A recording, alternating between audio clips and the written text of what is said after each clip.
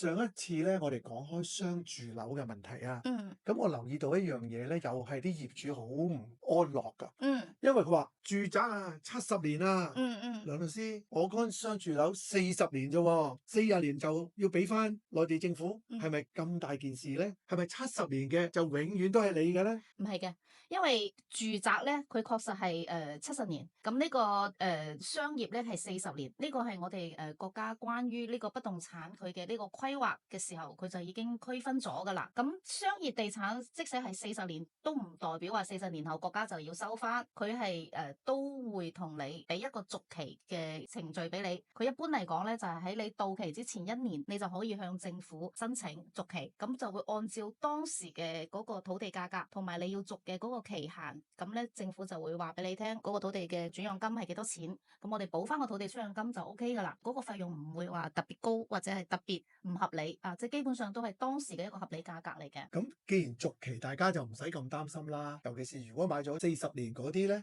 就補翻個續金啦。政府已經有一個規範。啊，對，但係咧，好似話你一買翻嚟或者將來轉手咧，嗯嗰個稅率啊，嗯。商住樓係好似會比住宅樓係高啲嘅。亦有呢個機會啊，因為住宅咧，佢會有好多特殊嘅稅費優惠政策啊，譬如話你呢個住宅係呢個業主嘅唯一嘅住宅啦，又或者係呢個業主持有呢個房產2年啊、5年啊，佢都會有唔同嘅一個稅費優惠嘅政策。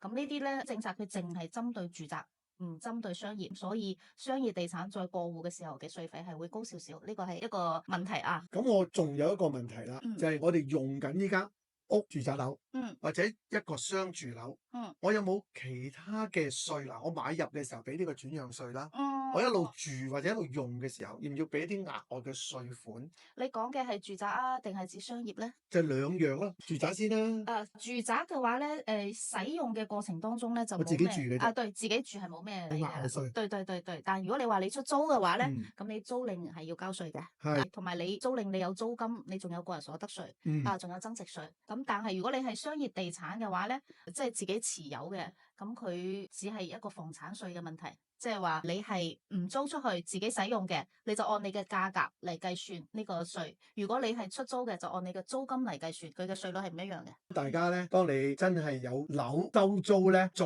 同我哋了解多啲，睇下條數啱唔啱計啦。冇錯冇錯。好多謝晒你啊，楊律師。唔客氣。